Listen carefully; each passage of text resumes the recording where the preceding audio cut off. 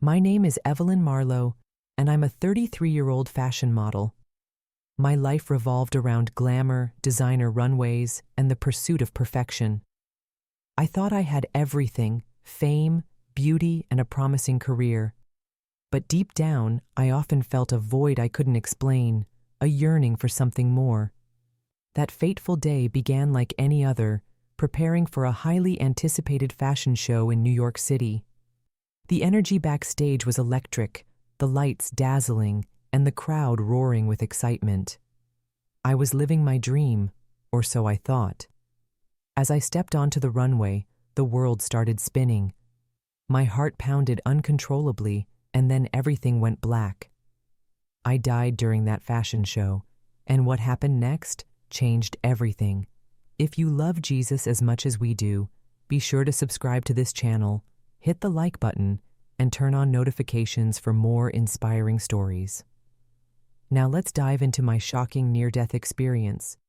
The moment my world went black, I felt an overwhelming stillness. Suddenly, I was floating above the chaos of the fashion show. I saw my own lifeless body lying on the runway, surrounded by stunned faces. Strangely, there was no fear, just a profound sense of calm. A soft, radiant light appeared in the distance, growing brighter and warmer with every passing second. I felt an irresistible pull toward it, as if love itself was calling me home. The air shimmered with a golden hue, and I noticed figures of indescribable beauty. Angels with wings so delicate they seemed woven from light.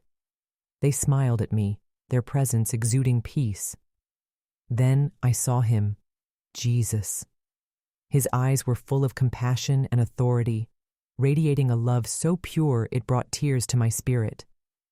"Evelyn," he said, his voice gentle yet powerful, "you are here for a purpose." As Jesus extended his hand to me, I felt an overwhelming sense of security, as though nothing could ever harm me in his presence. The radiant light around us intensified, and I was no longer hovering above my lifeless body. Instead, I was in a different realm, a place beyond time and space. Jesus led me to what appeared to be a vast expanse, a canvas of sorts, upon which scenes began to unfold. It was as if I was watching the world's story play out in front of me. The first vision was of a bustling city in the near future, filled with towering skyscrapers and glowing screens that seemed to watch people more than people watched them. Crowds hurried through the streets, oblivious to the changes happening around them. I noticed subtle but significant shifts in the way people lived. Families no longer gathered at tables. Instead, they sat in separate rooms, glued to their individual devices. Churches were empty, their once vibrant pews now gathering dust. A voice echoed in my spirit, and Jesus spoke softly. "This is how it begins, Evelyn, slowly, with distractions that seem harmless." The scene shifted, and I saw a family, a father, mother, and 2 children, sitting in their home. They were surrounded by sleek, advanced technology. The parents wore small devices on their temples, which seemed to project virtual images directly into their minds. The children, too young for the implants, stared at screens that blinked with bright, captivating colors. It looked peaceful at first glance, but the air felt heavy, as if something sinister was hidden beneath the surface. "What are they doing?" I asked, my voice trembling. Jesus replied, "The enemy uses convenience to lure humanity into complacency. These devices promise connection, but create isolation. They promise knowledge, but spread deception." As I watched, the father received a notification on his implant. He smiled and told his family, "The implant upgrade is here. It's mandatory now." The mother hesitated, fear flashing across her face for a brief moment, but she quickly nodded, saying, "If it's required, we should comply." The children, unaware of the weight of the decision, continued staring at their screens. The vision darkened, and the scene shifted again. This time, I saw churches, grand, beautiful buildings that once stood as beacons of hope and faith. But now, they were empty shells. I saw a pastor standing before a small congregation, pleading with them to stay strong in their faith. "The world is changing," he said, "but God's word never does." His voice was firm, but his congregation was small, their faces weary. Jesus turned to me, his expression serious. "Do you see, Evelyn? Faith is being replaced by fear. My people are being deceived into thinking they must conform to survive. This is how the enemy works, slowly, subtly, until the truth is obscured." As I absorbed his words, I saw another vision. This time, it was a global broadcast, a sleek and polished presentation announcing the next phase of digital implants. The presenter, a charismatic and persuasive figure, spoke with confidence, saying, "This is the future. With this upgrade, you'll never lose your identity, your memories, or your connection to the world. Safety, security, and convenience, all at your fingertips." The crowd watching the broadcast cheered, their faces lit with excitement. But I noticed something chilling. Behind the presenter, in the shadows, were dark figures whispering into his ear. Their forms were vague and sinister, their intentions unmistakably evil. I turned to Jesus, fear gripping my heart. How can people not see this? It's so clear to me now. Jesus placed his hand on my shoulder, his touch instantly calming me. The enemy does not come with force but with subtle deception. He wraps his lies in beauty so they appear harmless to the unsuspecting. That is why you must share what you've seen. The vision continued, showing me the devastating effects of these changes. Families grew more distant, their relationships strained by their dependence on technology. Churches struggled to stay relevant, many abandoning biblical truths in favor of messages that aligned with societal trends. And yet, there were those who resisted, small groups of believers who gathered in secret, clinging to their faith and supporting one another in the face of growing opposition. I was filled with both sorrow and hope. Sorrow for those who were lost in the deception, and hope for the faithful who refused to be swayed. Jesus' words echoed in my spirit. The light shines in the darkness, and the darkness has not overcome it. "Evelyn," he said, turning to me with an intensity that pierced my soul, "what you see is only the beginning. The enemy's plans are unfolding, but my plans are greater. You must warn them, show them the truth." At that moment, the vision faded slightly, and I was left with a deep sense of urgency. I was suddenly taken back to the world I had once known, the glamorous, fast-paced realm of fashion. But it wasn't the same. The vibrant runways and flashing lights I had once cherished were now shrouded in an eerie darkness. Models walked down the catwalk with perfect poise, but their faces seemed blank, devoid of life, as if they were puppets moving to an unseen master's command. The audience, once filled with awe and admiration, now looked indifferent. They stared not at the models but at devices in their hands, scanning digital overlays projected onto the clothing. The fashion industry, once a space of creativity and expression, had become a tool for something far more insidious. "What happened here?" I asked, my voice trembling with both recognition and horror. Jesus turned to me, his eyes filled with sorrow. "The enemy has taken what was meant for beauty and turned it into a distraction. The industry you once loved has become a vessel for deception." As he spoke, the scene shifted again. I saw a new kind of fashion show, one that seemed more like a futuristic exhibition than an art form. The models no longer wore traditional clothing. Instead, they displayed garments embedded with microchips and digital fabrics that could change color and pattern in real time. The audience marveled at the innovation, unaware of the deeper implications. One of the presenters stepped forward, holding a small, sleek device. "This is not just fashion," she declared with a dazzling smile. "This is your future. Our latest line is integrated with the most advanced technology, designed to sync seamlessly with your implant. You won't just wear your identity, you'll become it." The crowd erupted in applause, but my spirit felt a deep unease. Jesus gestured for me to watch closely, and as I did, I noticed something chilling. The model's eyes glowed faintly, their movements unnaturally synchronized. It was as if they were no longer in control of their own bodies. "They've given up their free will," Jesus said, his voice heavy with sadness. "This is what the enemy desires, to strip humanity of the freedom I have given them, to replace their identity with his counterfeit." Tears welled in my eyes as I realized how blind I had been. The fashion industry, which I had once considered a beacon of creativity, had become a tool for manipulation. The designs were no longer about self-expression, but about conformity, aligning with a system that promised perfection but delivered enslavement. The vision shifted again, showing the impact of these changes on individuals and families. I saw a young woman, much like myself, stepping into the fashion world with dreams of success.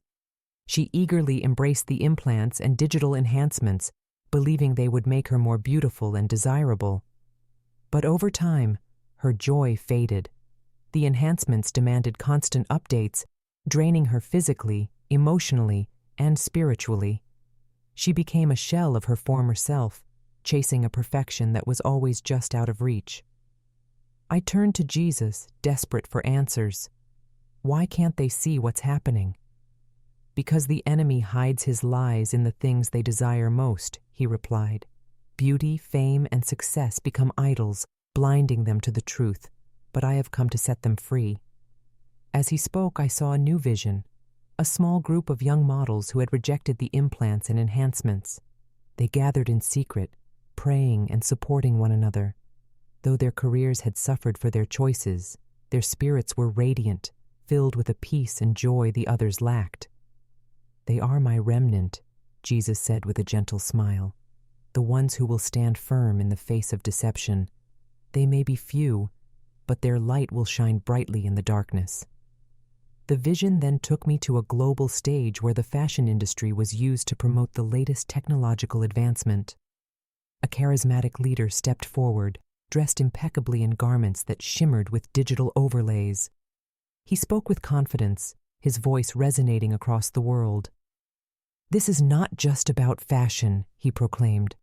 "This is about unity, progress, and the future of humanity. With these advancements, we will eliminate inequality and create a world where everyone can thrive." The crowd erupted in cheers, but my spirit recoiled. Behind the leader, I saw the same dark figures whispering into his ear. Their influence was undeniable, their intentions sinister. Jesus looked at me with a grave expression. "The enemy's plan is to unite the world under a false promise of peace and prosperity. But it is a trap, Evelyn. The more people rely on this system, the more they will lose their connection to me." As I stood there, overwhelmed by the weight of what I was seeing, Jesus placed his hand on mine. "You must share this, Evelyn. They need to know the truth before it's too late." The vision grew darker as I was transported to another scene. This time I stood in the middle of a massive, glittering fashion gala. The event was unlike anything I had ever experienced in my earthly career. It wasn't just a show, it was a spectacle meant to mesmerize and captivate. Models paraded down the runway wearing not just clothes but entire systems of technology integrated into their very being. Their garments pulsed with light, responded to touch, and even projected holographic images into the air. The audience was enthralled, completely enraptured by the innovation. They didn't notice the subtle transformations in the models themselves. Their movements were robotic, their expressions vacant. It was clear they were no longer in control, not of their bodies, nor of their minds. Suddenly, a voice boomed across the venue, commanding attention. A figure stepped onto the stage, the same charismatic leader I had seen earlier. His presence was magnetic, and his words carried an eerie authority. "Today marks a turning point," he declared. "Fashion is no longer just about self-expression. It is about unity, connection, and progress. With these advancements, you won't just wear your identity, you'll transcend it." The crowd erupted in applause, but the air felt oppressive, almost suffocating. I turned to Jesus, who stood beside me, his expression somber. "What is he talking about?" I asked, my voice shaking. Jesus replied, "This is the culmination of the enemy's plan. Fashion, once a celebration of creativity and individuality, is now a tool to promote conformity and control. The people applaud because they do not see the chains being placed upon them."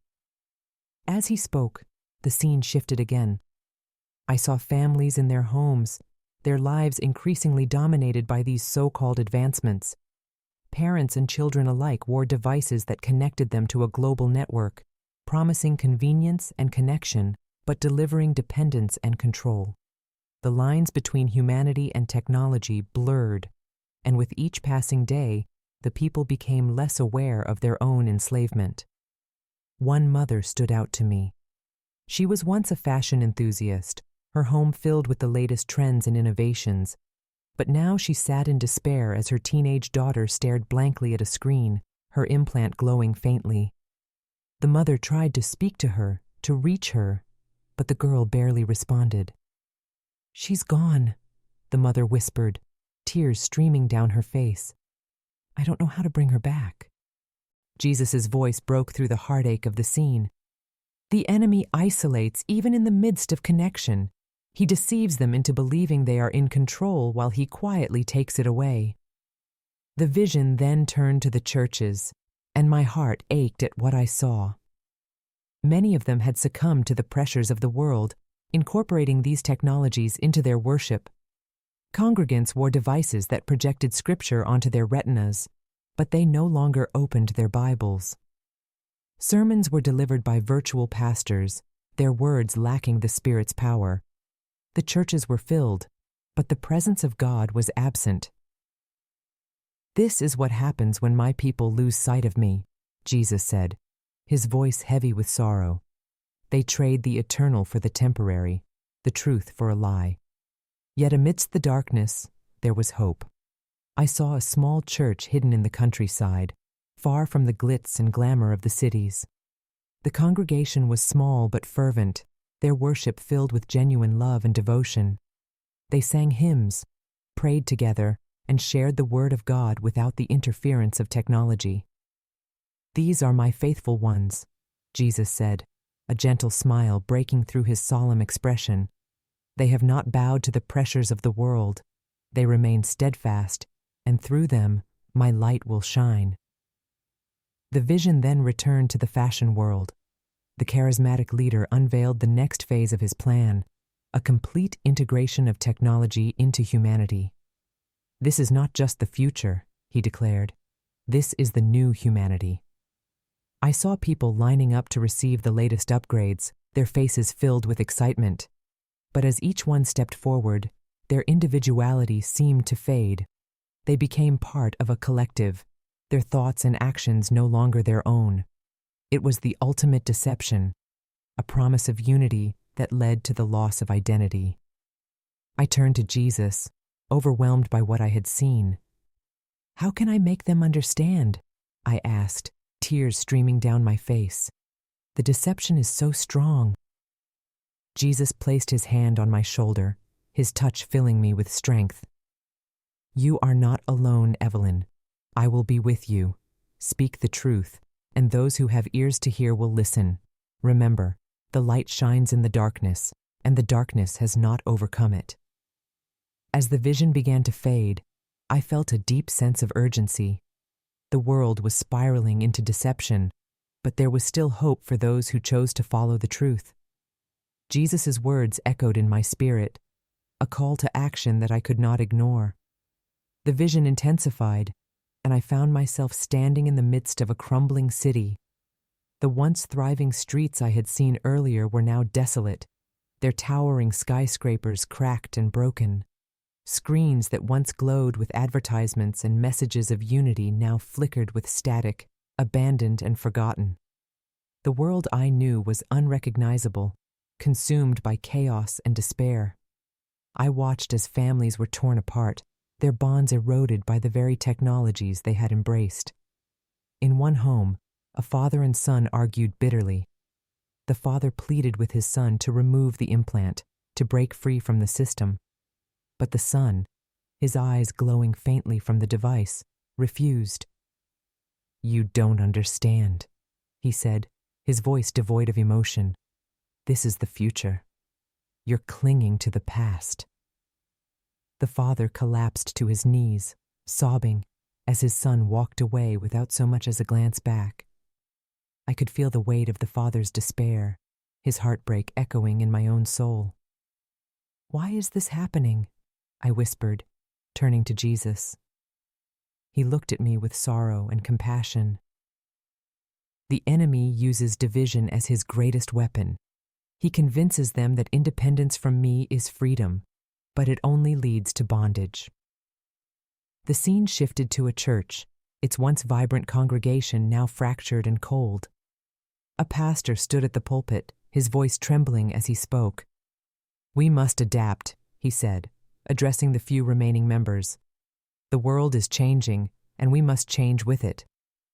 As he spoke, I saw a woman in the pews rise to her feet. Her voice was strong and unwavering. "No," she said.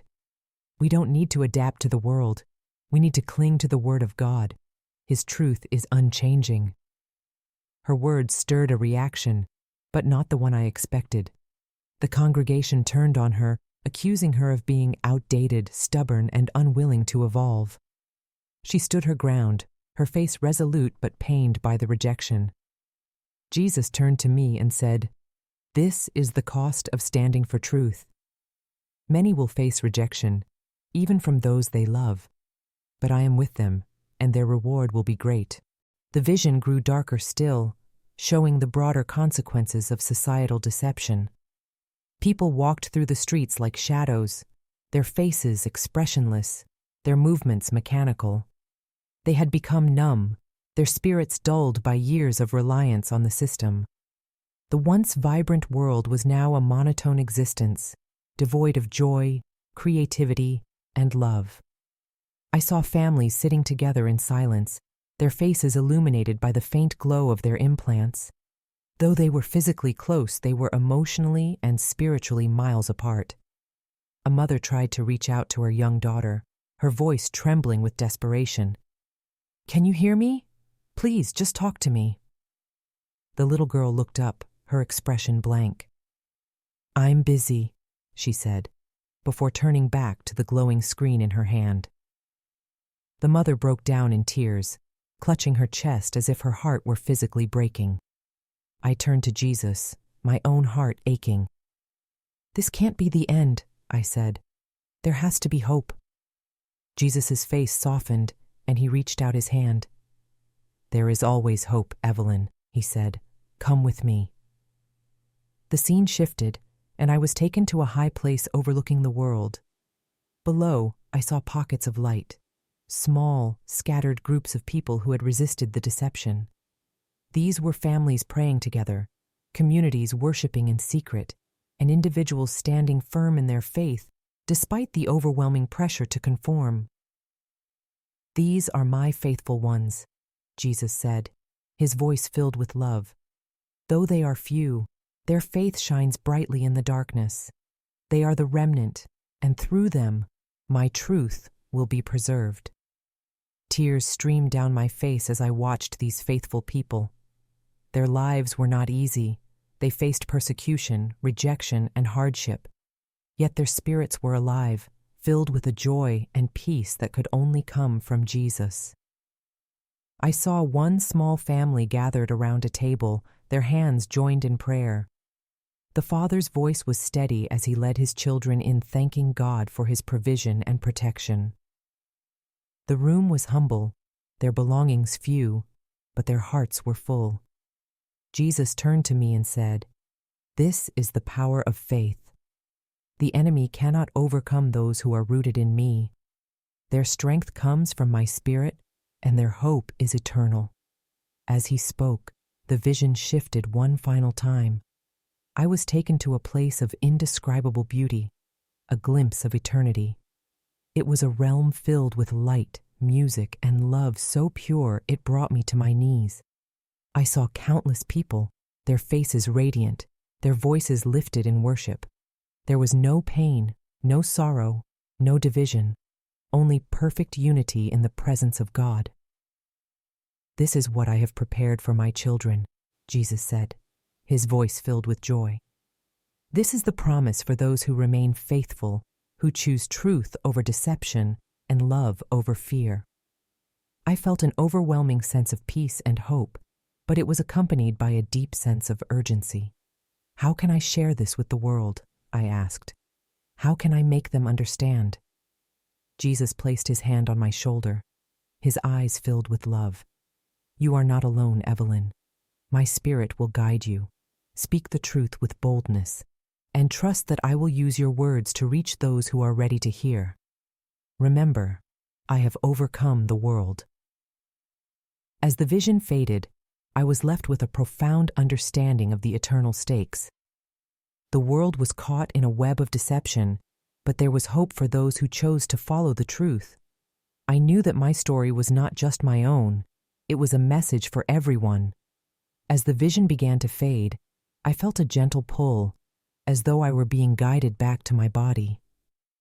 The light around me softened, and the divine realm where I had stood moments before seemed to grow distant. I turned to Jesus one last time, desperation in my voice. Please don't leave me. I don't know if I can do this without you. He placed his hands on mine, his touch filling me with a warmth that resonated deep within my soul. Evelyn, he said, his voice both tender and commanding, you are not alone. I will never leave you nor forsake you. What you have seen is not for you alone. It is for the world. Tell them what I have shown you. Urge them to seek me, for the time is short. With that, the light grew brighter, and I felt myself being pulled through a tunnel of warmth and peace. Then, with a sudden jolt, I was back. My eyes opened, and I found myself lying on a hospital bed, surrounded by doctors and nurses. Their voices were muffled at first, their faces blurred, but one thing was clear. I had returned to the physical world. My body felt heavy, my chest sore from the resuscitation efforts. I could see the concerned faces of my family gathered around me, tears streaming down their cheeks. They were speaking to me, their voices filled with relief and disbelief, but I was overwhelmed by the enormity of what I had just experienced. In the days that followed, I struggled to put into words what had happened. How could I possibly describe the beauty, the sorrow, the urgency of the vision I had been given? But as I prayed and reflected, Jesus' words echoed in my heart. Tell them what you have seen. So here I am, sharing my story with you. This is not just a near-death experience.